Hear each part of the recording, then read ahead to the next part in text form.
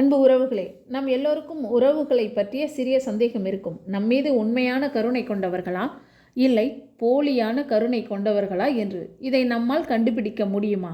ஏனென்றால் உண்மைக்கும் போலிக்கும் நூலிழை அளவுதான் வித்தியாசம்.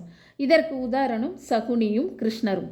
இருவருமே அவரவர் தரப்பு உறவுகளோடு கருணையோடு இருந்தார்கள். ஆனால் கிருஷ்ணரின் கருணை உறவுகளை நல்வழிப்படுத்த வேண்டும் என்று நினைத்தார்.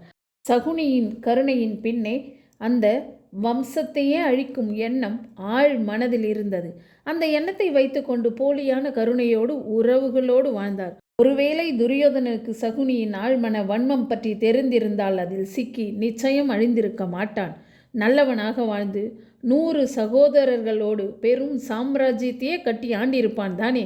போலியான கருணையில் சிக்கி அனைத்தையும் இழந்திருக்க மாட்டான்.